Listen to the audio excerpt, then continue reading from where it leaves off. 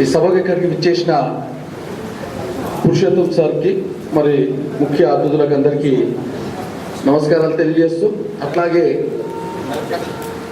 ఈ యొక్క Telangana railway GSC central committee ఆధ్వర్యంలో ముత్తయ్య సార్కి ఫెలిసిటేషన్ సందర్భంగా ఇక్కడికి విచ్చేసిన తెలంగాణ ఉద్యమకారుల అందరికీ కూడా నమస్కారాలు తెలియజేస్తూ, అట్లాగే మజ్దూర్ యూనియన్ నాయకులకు, సంఘ నాయకులకు, ఎస్సీ ఎస్టీ బీసీ మిగతా అందరికీ కూడా నమస్కారాలు తెలియజేస్తూ, ముఖ్యంగా రెండు విషయాలు చెప్తాను మిత్రులారా.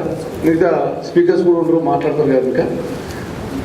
ఒకటి ఏంటంటే, తెలంగాణలో ఏదైతే నిజంగా వాస్తవానికి తెలంగాణ ఉద్యమంలో మన పాత్ర ఏంటి అన్నప్పుడు నాకైతే స్పష్టంగా కనిపించింది,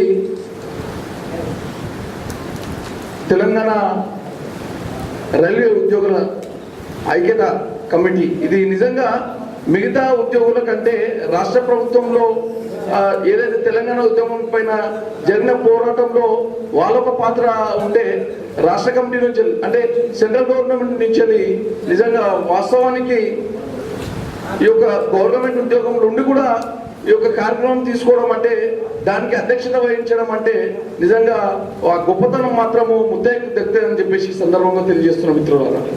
నిజంగా ఉద్యోగం ఈ కార్యక్రమంలో తెలంగాణ రాష్ట్ర పోరాటంలో మనం పాల్గొంటే మన ఉద్యోగాలు పోతాయని తెలిసినా కూడా, నిజంగా వాళ్ళకు ఛార్జ్ షీట్లు వచ్చినా కూడా మరి ఉద్యోగాన్ని కూడా ఎన్నుకోకుండా మా ముత్తన్న గారు, తులసిరాజు గారు, వెంకటన్న గారు, మిగతా మిత్రులు చాలా మంది ఉండరు. వాళ్ళందరికీ నిజంగా ఈ సభాముఖంగా ధన్యవాదాలు తెలుపుతున్నాం మిత్రులారా.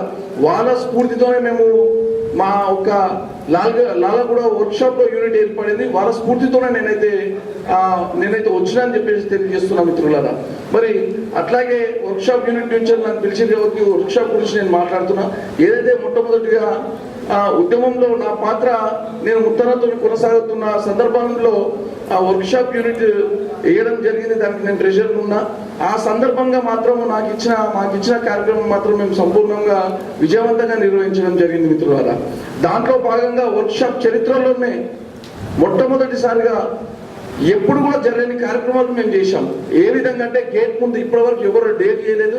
గేట్ ముందు ప్రొఫెసర్ జయశంకర్ సార్ జయంతి కానీ, మరి అట్లాగే ఏదైతే సాకలి ఐలమ్మ, ఇంకా చాలా మంది తెలంగాణ ఉద్యమకారుల జీవితాలు ఏదైతే బర్త్డే సందర్భంగా కానీ, మరి వర్ధంతి సందర్భంలో కానీ మొట్టమొదటిసారిగా వర్క్షాప్ చరిత్రలో మాత్రము, లాలగూడ చరిత్రలో మాత్రము గేట్ కాడ ముందు చేసిందామని చెప్పేసి, లాలగూడ యూనిట్ చేసిందని చెప్పేసి సందర్భంగా తెలియజేస్తున్న మిత్రులారా.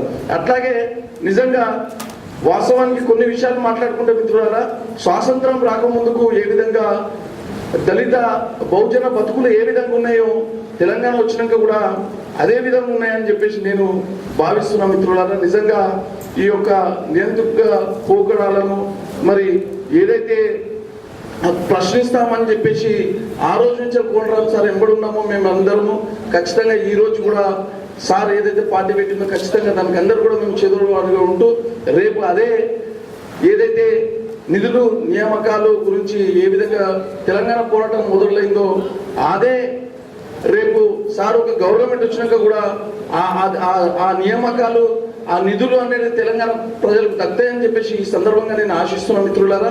దాంట్లో భాగంగానే రైల్వేకి ఏదైతే అప్రెంటిస్ విషయంలో కానీ, అట్లాగే చాలా మంది మిత్రులు నిరుద్యోగుల్లో ఉన్నారో వాళ్ళకు కూడా గ్రూప్ డి పోస్టులు సపరేట్గా ఒక తెలంగాణకు కోటా ఇస్తే బాగుంటుందని చెప్పేసి ఈ సందర్భంగానే తెలంగాణ రైల్వే జాక్ని కూడా ఆ దిశగా ముందుకు పోతే బాగుంటుందని చెప్పేసి సందర్భంగా కోరుకుంటూ, మరి అట్లాగే పెండింగ్ ప్రాజెక్ట్ తెలంగాణకు చాలా ఉన్నాయి. చాలా సందర్భాల్లో మా ముత్తయ్య గారు డిబేట్ కార్యక్రమంలో డిబేట్ కార్యక్రమంలో కూడా పాల్గొన్నప్పుడు పెండింగ్ ప్రాజెక్ట్ గురించి కూడా మాట్లాడడం జరిగింది. ఆ పెండింగ్ ప్రాజెక్టుల పైన ఇప్పుడు ఇంకా ఎక్కువ దృష్టి పెట్టి పూర్తి సమయం ఉంది ముత్తయ్య సార్కి.